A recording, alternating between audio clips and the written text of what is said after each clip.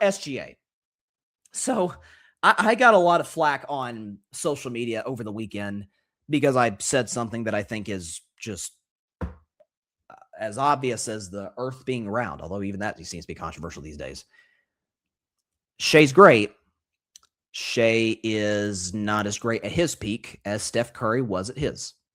I don't see how in any universe that's controversial. And one of the examples I gave for that is that Shai, for as great of a scorer as he is, and we updated this graphic, Shai in Game 7. Let's show what Shai did in Game 7, then we'll move on from there because Shai was great. He showed up. 35 points, 9 assists, 4 rebounds, 3 steals. He was efficient, 12 of 21, 2 of 5 from 3, 9 of 11 from the line. So Shai did his job.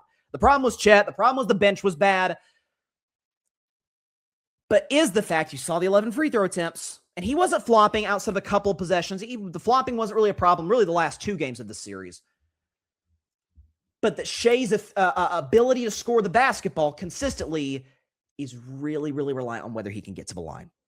I mean, we could show you that graphic if we've got it. Is this it? Here it is.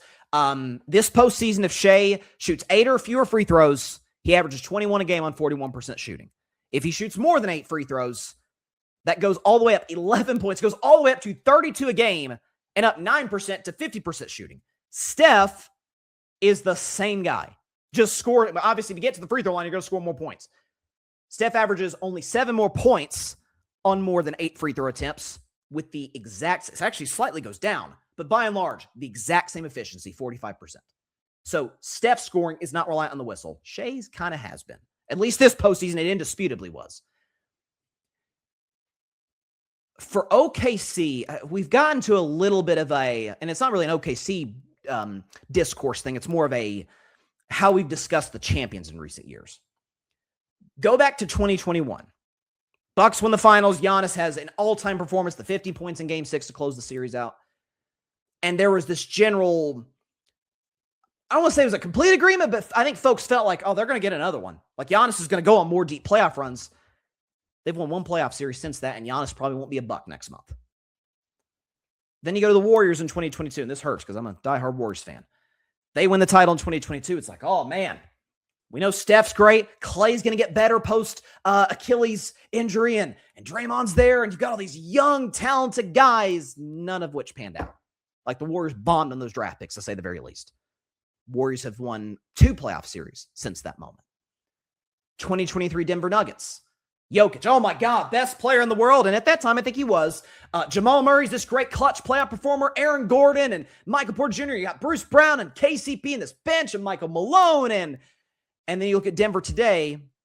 Go to an NBA Finals. They haven't been to a Western Conference Finals since that moment. They just got popped in round 1 this year by a beat-up Timberwolves team. Jokic is still great, but is more and more defensive liability. Jamal Murray has taken a step back in the playoffs. Aaron Gordon can't stay healthy, and Michael Porter Jr. is gone, and so is Michael Malone.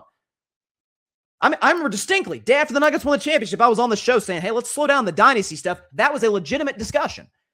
Boston 2 years ago. Oh, my gosh. They won a championship without Jason Tatum even playing that well in the finals. And Jaylen Brown's great, and Mazzulla, who I think has gotten better as a coach to his credit, and you've got Porzingis and Horford and Drew Holiday, and you look 2 years later, the Celtics still have a bright future in terms of hopefully they can win championships, but is Jaylen Brown going to be on the team next year? I don't know. That's certainly not a 100% yes. The depth, not what it was a couple of years ago. So Boston's in a bit of a weird spot. And now last year, OKC goes on to win a championship, had to play 2 Game 7s to get there, but they won the title. And this year at points, early on, it's like, oh my gosh, this team's unbeatable. There was a point where folks thought they were going to break the Warriors' 73-9 record. And at points during this playoffs, they start 8-0 and they're inevitable until they're not. Until they run into a team that beat them 5 times in the regular season and 8 out of 12 times total. And so if you are Oklahoma City, there is that element of, the title windows close quicker than we think. It slammed quick on Milwaukee. I'm not sure how open it really was for the Warriors as much as it was Steph just carrying that team to a 2022 title. It slammed quickly for Denver. It hasn't slammed for Boston, but it certainly narrowed. And for OKC, it's still open. I mean, they're going to be a Western Conference contender next year. No question about it. Let's not overreact here. But because now the flopping was a discussion the last 2, even the year before OKC won the championship when they were the 1 seed and Shai was an MVP finalist. it was in NBA circles, it was a conversation. And then the next year, the noise started to get louder. This year, it got deafening. You have to wonder that, as much as Adam Silver on the McAfee show last week kind of cover for the officials, he's supposed to do that. We understand.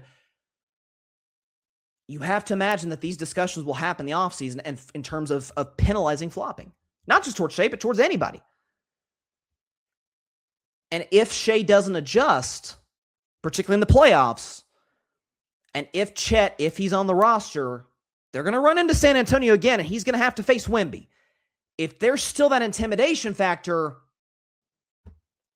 maybe once again we kind of fast-tracked the run quicker than we should have of what we thought a team could accomplish.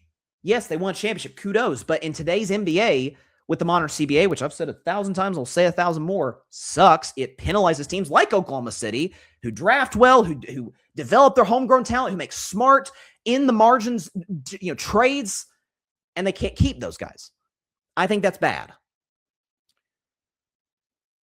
But for Shai in particular, he won't go into next year viewed as the best player in the world. I think that's going to be Wemby. It might, even though I don't know if I totally agree with this, it might actually be Jalen Brunson if the Knicks go on to win this thing, especially with the hype in New York.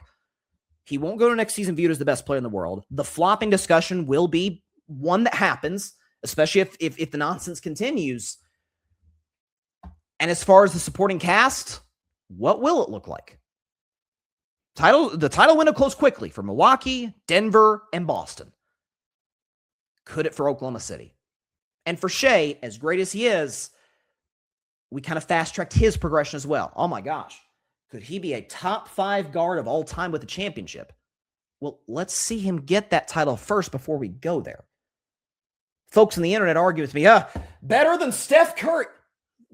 Huh? You mean the guy has 3 more championships, same number of MVPs, but one of them was unanimous, is the greatest in the history of the world at a skill, which is shooting the basketball, is a finals MVP, 1-1, him and Shai. Clutch player of the year, Shai actually did win that to his credit. This year, 1-1 there, and has led a dynasty. And by the way, took a 2022 Warriors team. To me, that's one of the greatest championships ever won, on par with Dirk's in 2011. Took a Warriors team that was mediocre at best to winning the darn title. Shai, even without Chet, basically, and without J-Dub, that team's still deep. And to his credit, he was great in Game 7. I don't want to knock Shai for his performance in Game 7 because there's nothing to knock. I thought he kind of wore down as the game wore on, but he was the only reason they were even in that game. But over the series, only twice did he shoot over 50% from the field, which is what he averaged in the regular season.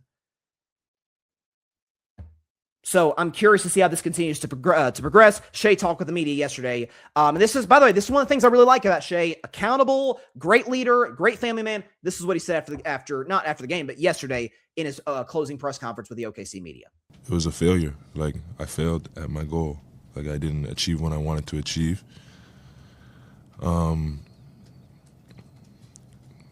But through my experiences, I learned the most about myself, and I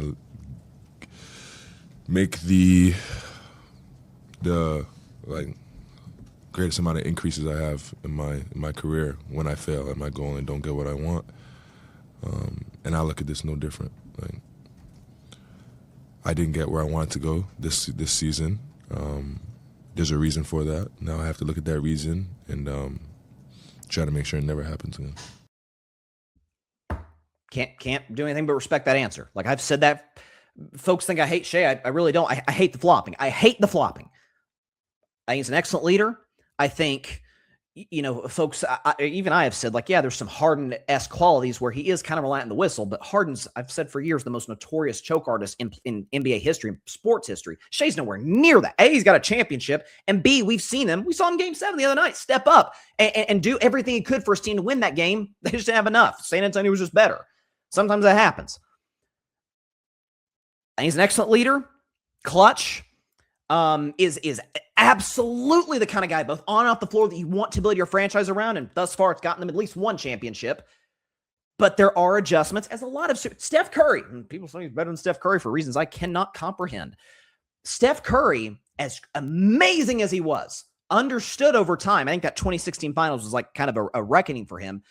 I got to get stronger. Like, I got to put on more muscle. Like, look at Steph. Forget when he came in the league. Everybody's skinny when they come to the NBA, except for LeBron. Look at Steph, his first MVP season in 2015, and look at how about this? His first championship in 2015. And look at him when he's won his most recent championship, 2022. Look at the muscle tone, just the physical difference.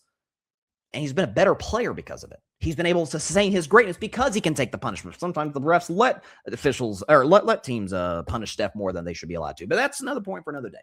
Thanks so much for watching the show on YouTube, and be sure to go click that big red subscribe button and check out the other clips and full shows from Carving It Up Live, as well as our other incredible content creators here on the Grid Network.